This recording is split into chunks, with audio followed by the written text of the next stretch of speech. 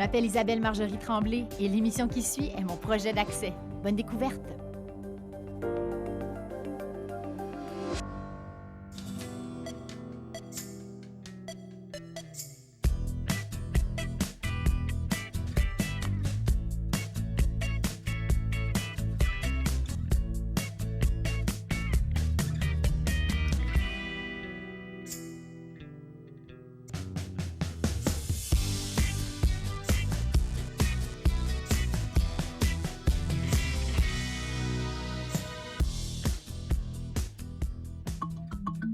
Partons sur les traces du Sénégal à Montréal. Ils sont plus de 5000 Sénégalais au Québec, dont 80 dans la métropole. Pour découvrir les différents visages du pays de l'hospitalité, je rencontre d'abord Honorine, la Sénégalaise aux tresses bleues.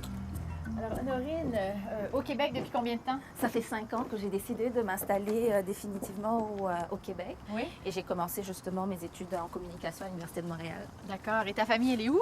Ma famille, ben, c'est beaucoup d'oiseaux voyageurs. Je t'en prie, assieds-toi. Merci. Beaucoup d'oiseaux voyageurs, je dirais, qui sont éparpillés à travers le monde. Alors, ma mère est au Sénégal, mon père est ici depuis de nombreuses années. C'est vraiment un Québécois. Mon frère en Côte d'Ivoire, après avoir passé des années en France.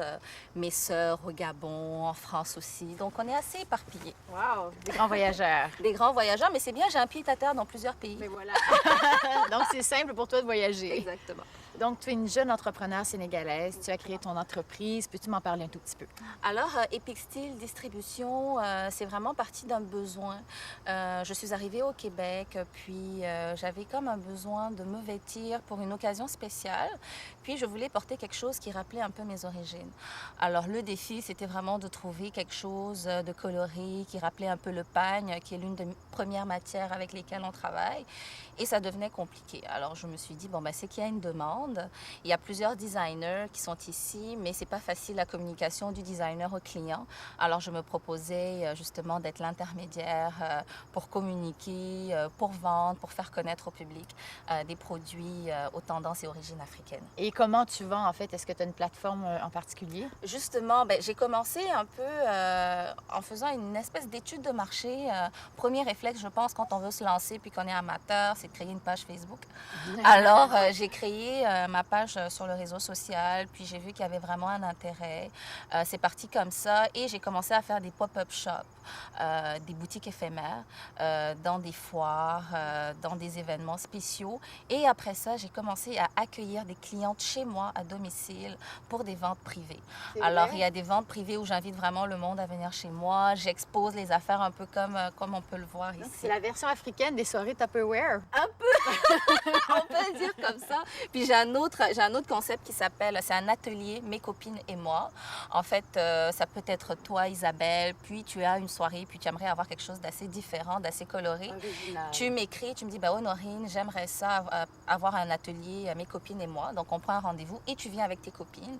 Et moi, je fais tout le setup, puis souvent, elles viennent avec leur propre robe, puis on voit comment est-ce qu'on peut les accessoiriser. J'avais une gang de Québécoises qui sont arrivées à la maison, elles voulaient s'habiller, apprendre comment attacher un foulard. Donc, c'était vraiment, c'est un moment très privilégié que j'ai avec mes clients. Est-ce que tu veux me présenter quelques produits Oui. qui se trouvent ici sur cette belle table et sur le support derrière? Je vais te présenter des sacs à main. Oui. Ce sont des sacs à main qui sont faits, quand je disais qu'on s'inspire vraiment de la culture africaine, mais elle est vraiment adaptée à la vie de tous les jours. Donc ça, c'est un sac que je peux facilement emmener au bureau. Je peux être habillée en blanc, je peux être habillée en noir, puis juste avoir ce sac à main-là. Puis ça, ce sac à main-là, il est fait avec du pagne. Il est fait avec du pagne et du cuir. Alors, c'est du cuir pur qui a été fabriqué dans un atelier au Sénégal. Et justement, on a fait le mix des deux, puis ça a donné ce sac-là. Donc, c'est du cuir et du pagne.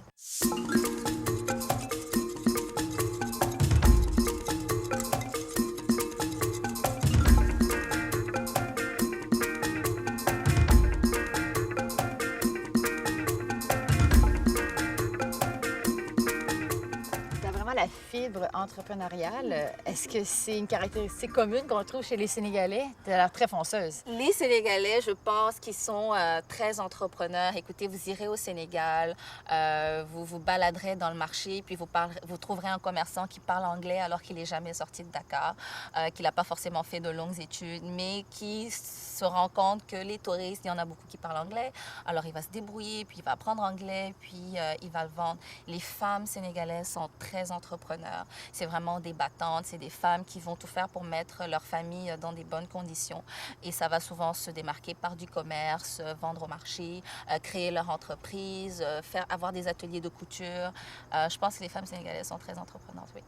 Je veux rien dire contre les hommes, là, mais j'ai l'impression que la femme africaine, elle est vraiment très travaillante. Oh, je ne sais pas ce qui va m'arriver si je dis ça, OK. mais oui, c'est vraiment débattante. Moi, j'ai une admiration vraiment pour les femmes africaines parce que j'ai été élevée par une femme africaine et elle est vraiment mon modèle. Et C'est vrai? autant dans la vie de tous les jours, autant dans les entreprises que je mène et autant dans ma façon de conduire. C'est elle qui m'a appris à conduire et c'est vraiment un chauffeur de la route intense. Mais c'est ça, je trouve que ce sont vraiment des exemples importants à suivre. C'est des femmes extraordinaires, vraiment. C'est vrai, hein? Oui. Donc, tu en connais aussi à Montréal? Ben oui, au Canada aussi, puis à Montréal, je trouve qu'elles se débrouillent très bien. Je connais plusieurs femmes entrepreneurs. Il y a des femmes qui sont venues ici toutes seules, qui ont dû s'intégrer toutes seules, repartir une carrière toute seule. Alors, je pense que déjà, le fait de quitter son pays et de venir s'installer dans un pays totalement différent, avec une culture totalement différente, c'est déjà une entreprise. Il faut déjà avoir cette fibre entrepreneuriale-là pour aller s'installer quelque part où tu connais personne, puis apprendre, puis s'intégrer. Et en parlant de ça, justement, je pense à Nafi que j'ai rencontrée lors d'un salon d'entrepreneurs immigrants, justement. Puis Nafi, je l'ai rencontrée, j'ai dit, ben, c'est très beau ce que tu fais, comment tu as commencé. Puis là, tu l'as pris là parce qu'on vient du Sénégal, donc je savais où est-ce qu'elle avait pris ses affaires, donc on bavardait. Puis je lui disais, ben, c'est sûr qu'il y aura des gens qui vont avoir un intérêt pour ce que tu fais. Et un mois plus tard, elle avait sa boutique sur la rue Saint-Hubert. Alors, je suis très fière d'elle, puis je trouve que c'est vraiment une battante. Tu penses qu'on peut aller la rencontrer? Je pense qu'on devrait aller la On rencontrer. devrait la rencontrer. Tout à fait. Tout de suite, à l'instant. Maintenant. On y va. Merci. Au Sénégal, les femmes sont de plus en plus à la tête de micro-entreprises, ce qui leur permet de participer pleinement à la vie sociale et économique. Et il semble que cette détermination voyage aussi avec elles, de Dakar à la Plaza Saint-Hubert. Toute jeune pour avoir démarré son entreprise, je m'excuse, mais tu as quel âge? J'ai 26 ans. 26 ans et entrepreneur. Donc, on parlait de la femme sénégalaise qui a vraiment le sens des affaires. C'est un exemple concret là, qu'on a ici. Donc, tu as démarré ton entreprise par toi-même toute seule? Oui, j'ai démarré 4 mois. J'ai ouvert la boutique il y a 4 mois, au mois d'avril. Alors, tu es arrivée ici quand tu avais 16 ans. Ça fait 10 ans que tu es au Québec. Ouais. Comment ça s'est passé? Peux-tu m'expliquer un peu le contexte? En fait, je suis arrivée avec ma sœur, donc à l'âge de 16 ans, pour faire mes études. Donc, elle s'en allait à l'université, donc moi, je suis venue au cégep. Et puis, en gros, ça s'est très bien passé. Oui? Donc, oui. J'ai eu un parcours au cégep, ensuite à l'université. Donc là, je suis en train de terminer une maîtrise en résolution de conflits. Et puis, durant mes études, j'ai eu des contacts humains ici avec les Québécois, avec un peu tout le monde. Et puis, je me suis rendu compte que les gens étaient très intéressés par l'Afrique et par les produits africains en général. Je trouve ça vraiment intéressant parce que tu es aux études en ce moment. Donc, tu as fait le cégep, tu as fait le bac, la maîtrise. En ce moment, tu es à la maîtrise et tu ouvres ton commerce comme ça, toi-même, toute seule. J'ai eu beaucoup de persévérance. Ouais. Aussi, j'ai cherché de l'aide. Dans les organismes, toute l'aide dans le fond que je pouvais avoir. Donc, autodidacte en matière d'entrepreneuriat. Oui, parce que à l'université, j'ai jamais eu de cours d'administration ni de gestion, mais...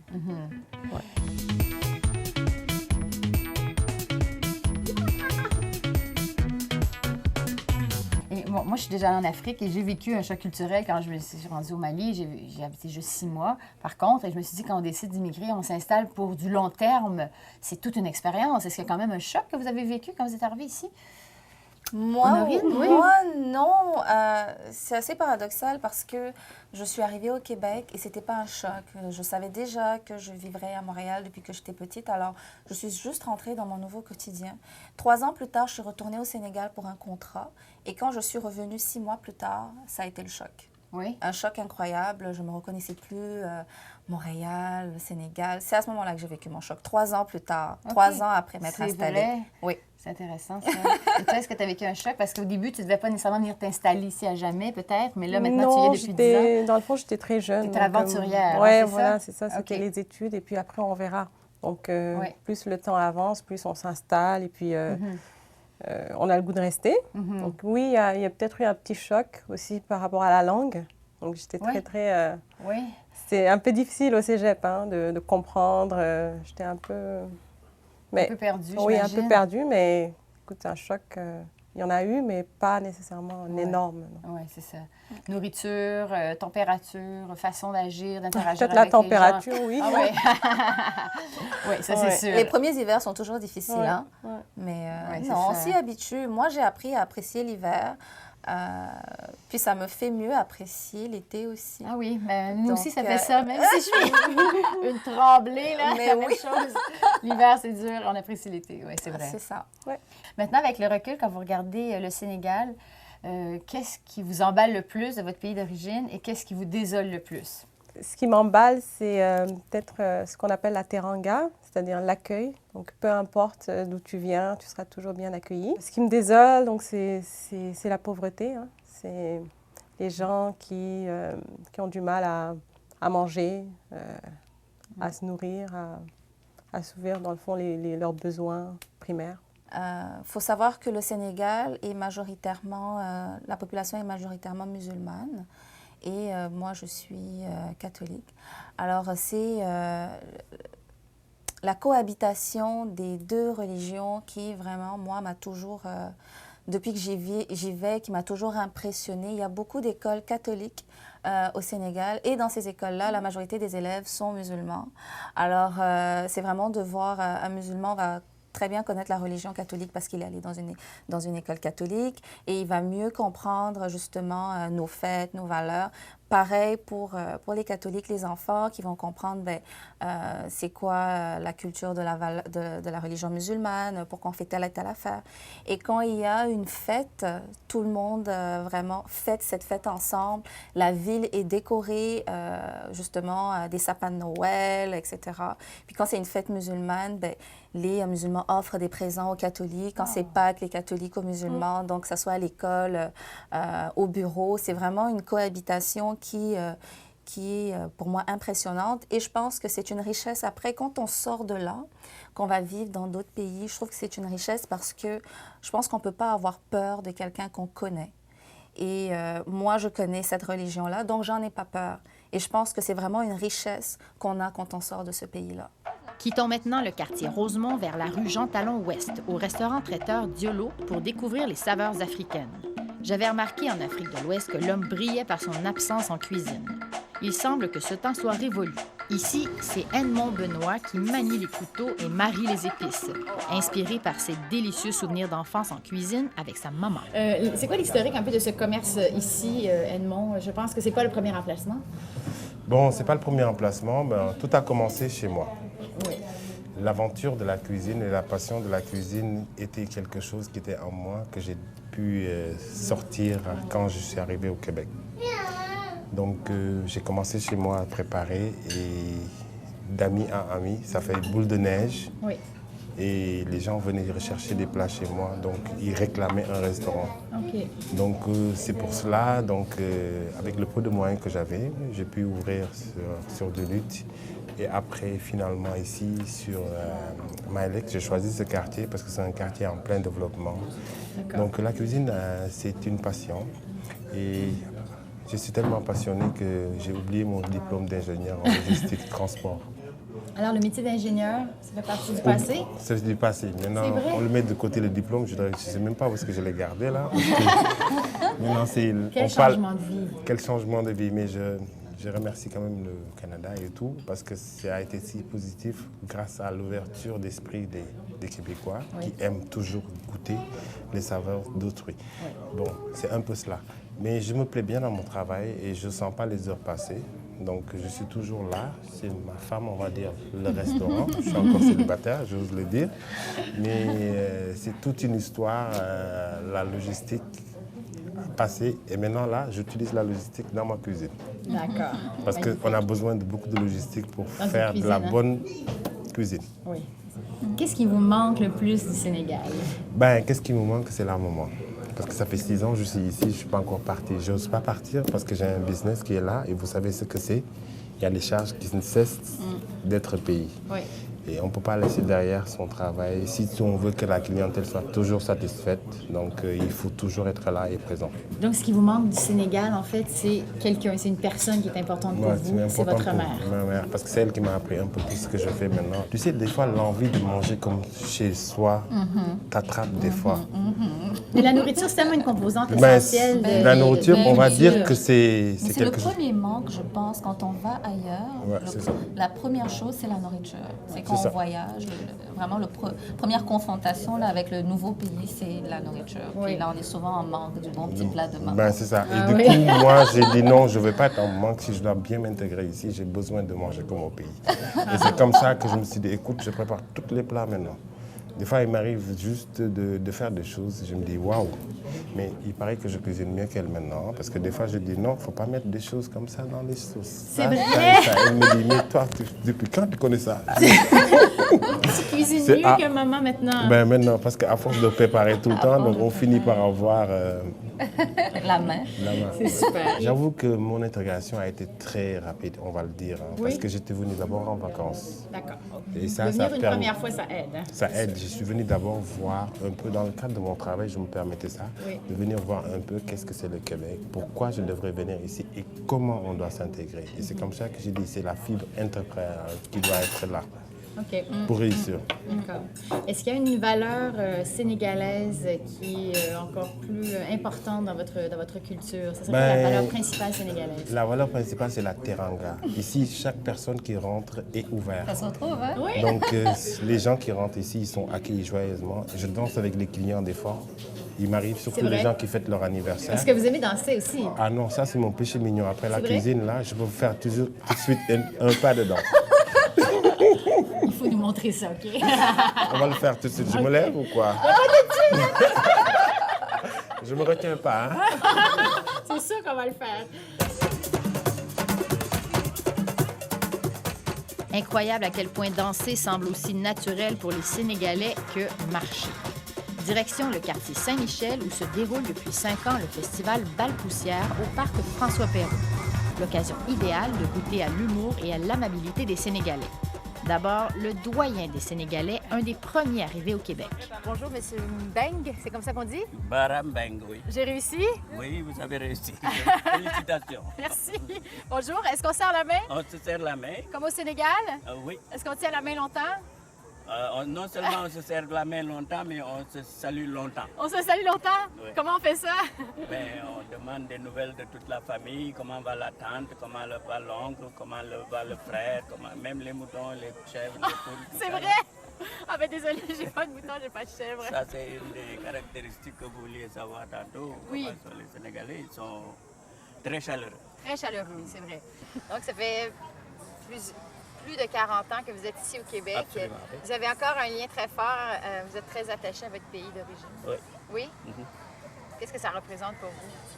Parce que vous êtes québécois maintenant aussi, après 45 Oui, ans. oui, je l'assume. Mais je suis sénégalais de naissance. Et vous savez, si vous prenez mon âge, j'ai vécu 2 fois plus longtemps ici que dans mon pays d'origine. Parce que je suis arrivé si jeune, j'avais 24 ans, même pas. Hein?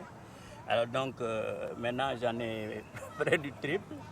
Alors, c'est dire que même si je suis québécois maintenant, hein, je suis également sénégalais.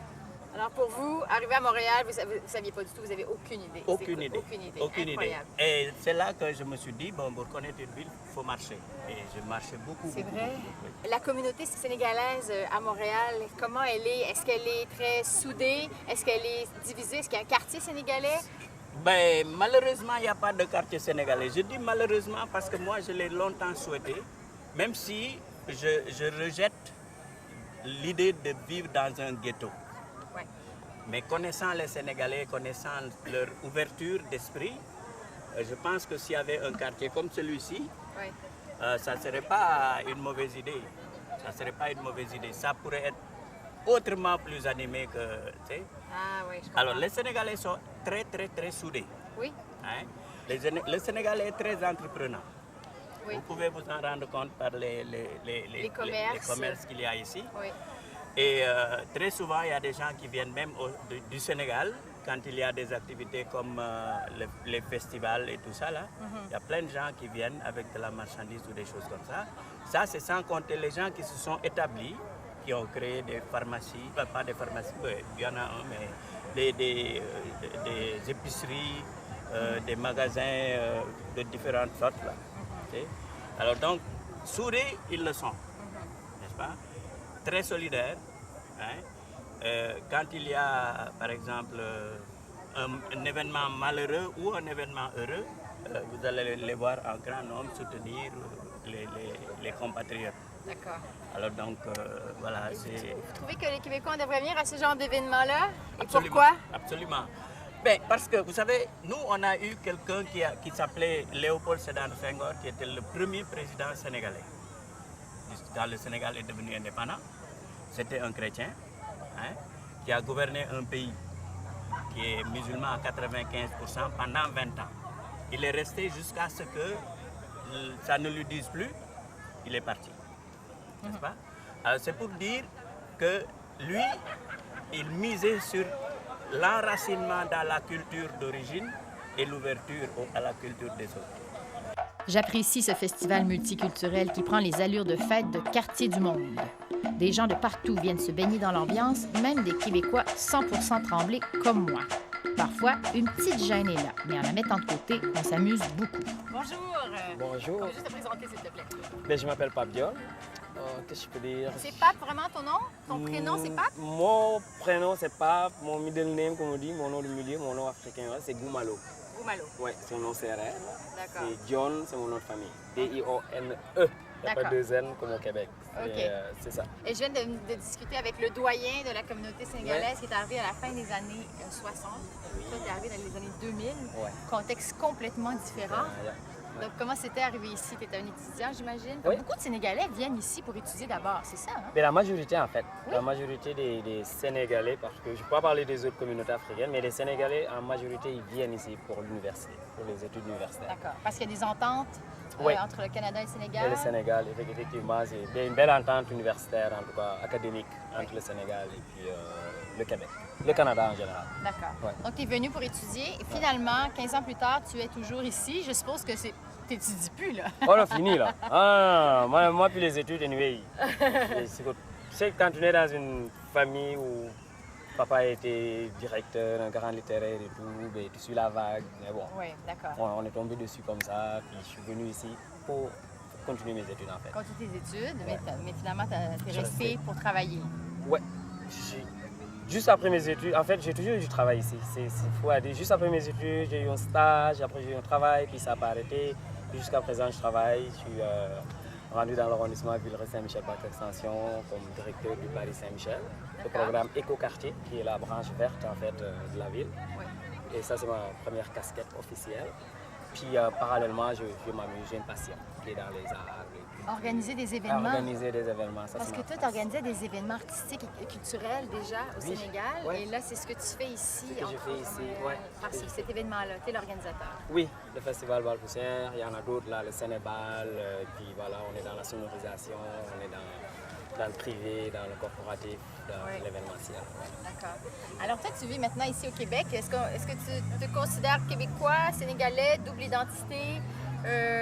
Les deux, Les Québégalais, Québégalais, ouais, vraiment. Québégalais? Ouais, Ça se je dit me québégalais? considère C'est vraiment magnifique. comme Sénégalais, oui, d'origine et tout. Mais écoute, le Québec nous a accueillis, là, on peut pas... Moi, j'ai des enfants métissés, je peux pas dire que c'est des Sénégalais, je peux pas dire que c'est des Québécois, c'est les deux. C'est que j'aime bien ça. Ma femme est montréalaise de Villeray, mes enfants, c'est des Sénégalo, c'est des Québégalais. Mes deux garçons. Québégalais. Ouais. C'est les Sénégalais qui viennent ici étudier. J'ai l'impression qu'ils s'intègrent très bien, que ça se passe bien. Est-ce que toi, ça s'est bien passé? Est-ce qu'il y a un gros choc culturel? Non. Non? Ça m'a fait... non.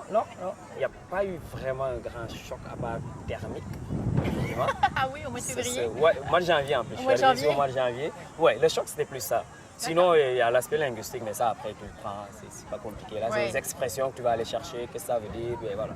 Puis l'université, c'est un bon milieu pour vraiment connaître une Pour culture. bien s'intégrer. Ouais, ouais. D'accord. Et j'ai eu la chance quand même de faire ça. Merci. Ça fait Merci plaisir. beaucoup. Merci Comment, beaucoup. apprends-moi un petit peu le Wolof, là. Qu'est-ce que je peux bien Jean dire? Djeredjeuf, ça veut dire merci beaucoup. Djeredjeuf. Djeredjeuf. Ouais, ça veut dire merci beaucoup. Et que la fête commence? Waaw, na fête bi tàmbali.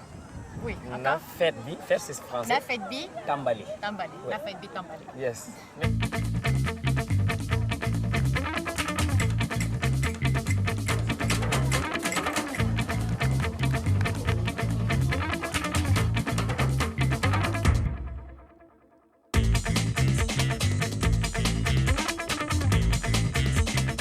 Bonjour, Isabelle. Frédéric Do, All Monkeys. Bonjour. Attends, tu m'as dit ton nom de quoi? All Monkeys? All Monkeys, ouais, c'est ça. Qu'est-ce que c'est? Qu'est-ce que tu vends ici? Il y a 4 t-shirts avec des images très fortes. Là. Pourquoi? Ah, ben c'est le principe d'All Monkeys, en fait, c'est pour rappeler qu'on est tous humains, et bien si on veut, on est tous des singes. Oui. Ça vient d'où cette idée? Ah, d'accord. Ben, l'idée, c'est un peu comme tout le monde. On a été choqués un peu l'année dernière. On est des fans de soccer. Hein. Donc, avant la Coupe du Monde de 2014, on avait vu un joueur du Real se faire jeter une énième fois une banane parce qu'il était un peu basané ou un peu de couleur. Donc, nous, on a voulu prendre le taureau par les cornes. On a créé une marque indépendante, engagée, qui prône le respect de soi, des autres et de son environnement. Et c'est ça qu'on essaye de faire. On l'a fait avec un thème un peu décalé, en jouant justement sur les mots. C'est-à-dire, si je suis un singe, tu en es un comme moi. Et justement, si tu me traites de poilu, je suis éduqué quand même, j'ai ma maîtrise et tout ça. Donc voilà, il y a un peu de recherche derrière.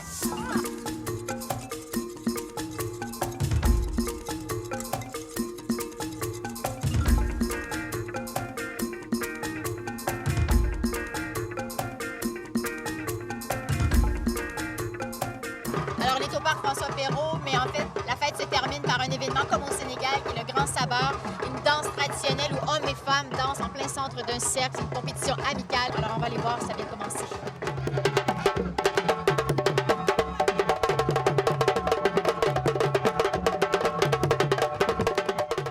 Le Sénégal à Montréal est bien vivant et les Sénégalais sont dans toutes les sphères d'activité, que ce soit en design comme Honorine, en affaires comme Nafi, en restauration comme Edmond ou en organisation d'événements culturels comme PAP. Ils pratiquent quotidiennement ce qui les caractérise si bien, la taranga, l'accueil sénégalais. À nous les découvrir.